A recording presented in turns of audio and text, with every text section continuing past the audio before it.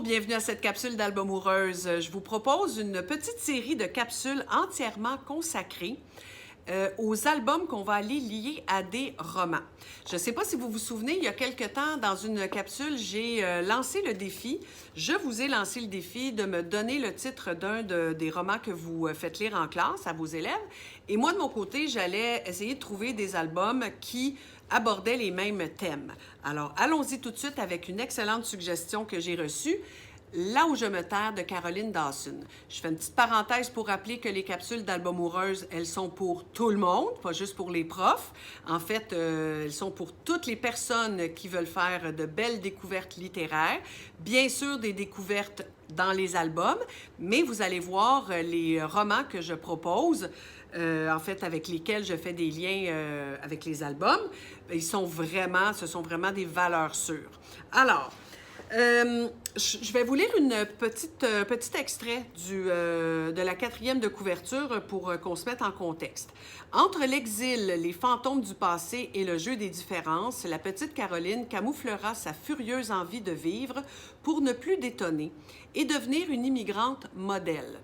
Mais comment apprend-on à ne plus s'effacer? Peut-on embrasser une nouvelle culture sans renier ses origines?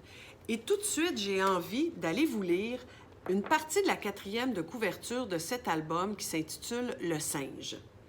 Un singe peut-il décider de vivre comme ces humains qui le fascinent et faire oublier qu'il est un animal? Alors déjà, vous voyez le lien qui est intéressant à faire entre les deux, donc l'album et le roman. Lien sur la thématique de l'intégration, de la quête d'identité, du besoin de se fondre dans la foule, d'avoir l'air comme les autres, puis en même temps de vouloir garder son unicité. Dans cette histoire écrite par Davide Calli et Gianluca Folli, on parle évidemment d'un singe qui veut absolument devenir comme un humain parce qu'il le trouve formidable et il se rend compte au fur et à mesure, malgré tout ce qu'il va faire pour ressembler et devenir un humain, il va réaliser qu'il va quand même rester un singe parce que chaque fois qu'il rencontre un humain, l'humain lui rappelle qu'il est un singe, même s'il imite très bien les humains. Alors, il va finir par se dire que, au fond, il est peut-être mieux de rester comme il est, d'avoir certains comportements humains, certes, mais de rester un singe. Alors, il y a quand même quelque chose de fort intéressant. Je ne peux pas passer sous silence le fait que grand format d'album, j'aime beaucoup les grands formats d'album.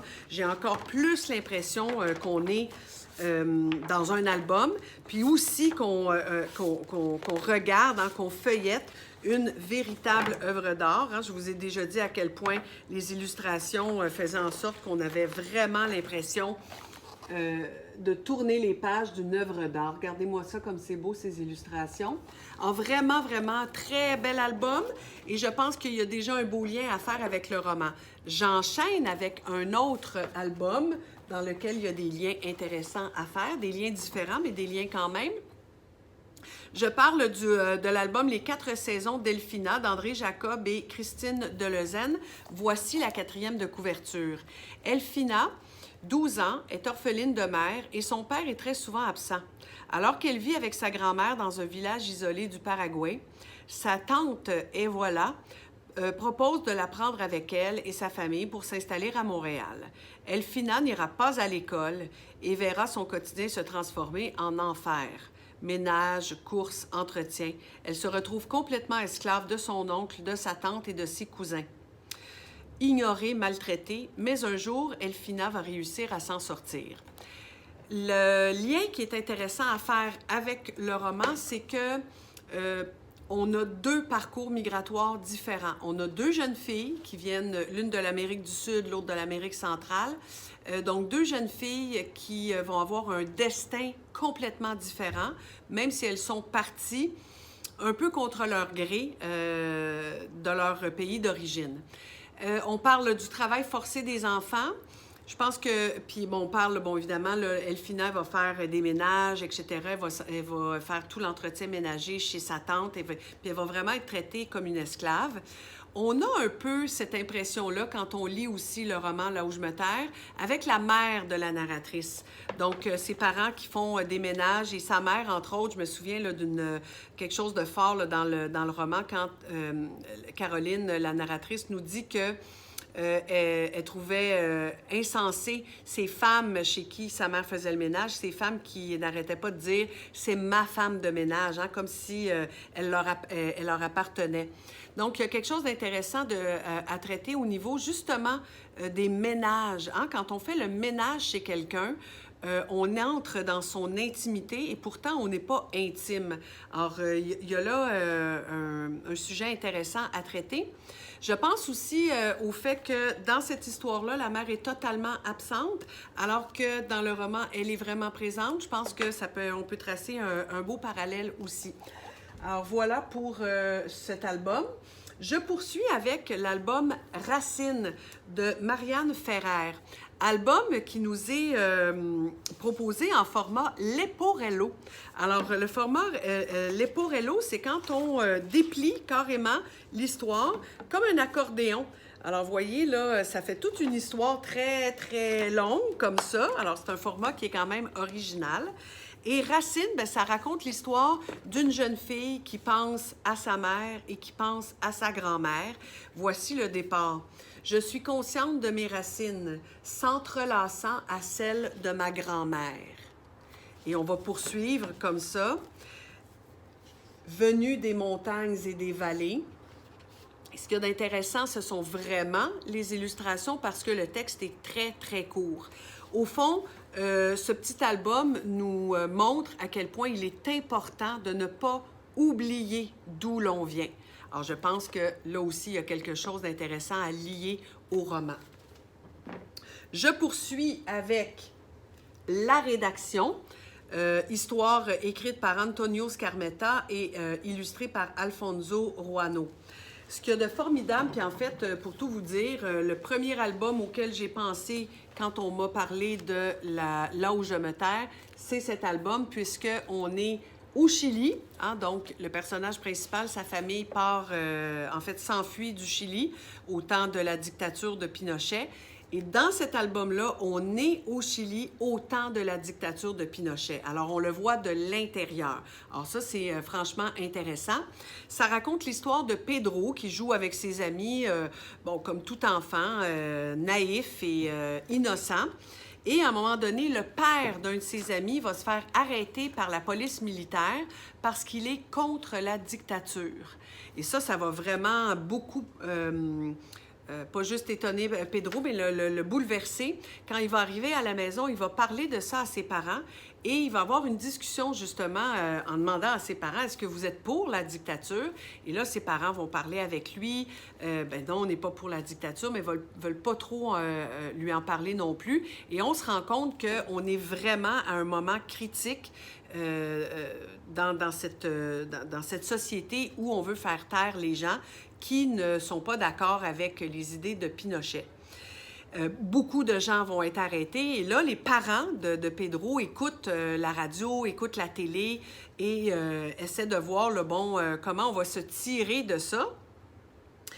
Le lendemain de l'arrestation du père de son ami, Pedro est en classe et il y a un militaire qui arrive dans leur classe, dans la classe de Pedro, et qui leur dit « Je suis un représentant du gouvernement et on a un beau projet à vous proposer. On veut que vous écriviez une rédaction. » Alors, laissez-moi vous donner... Alors, on voit ici, là, le militaire. Laissez-moi vous donner le sujet de la rédaction.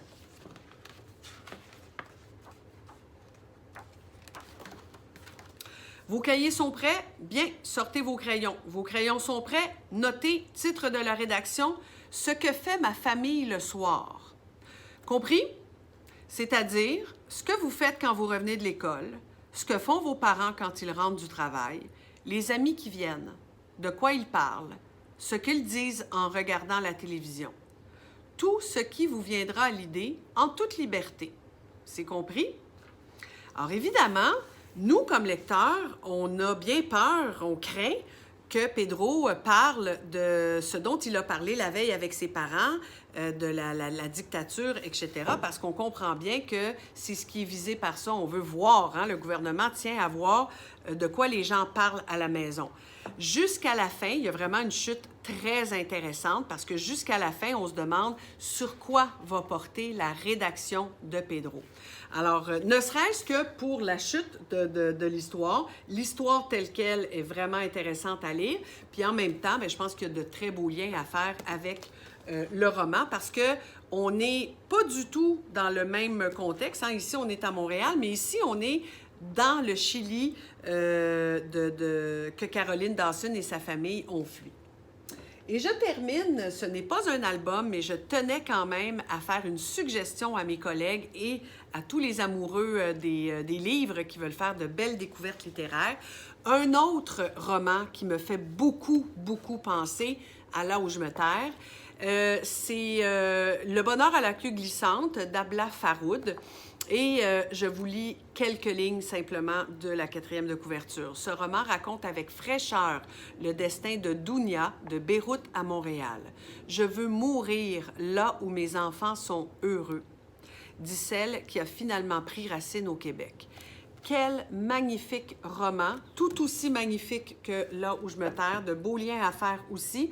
Puis écoutez, on est tellement bien entourés. Bonne lecture!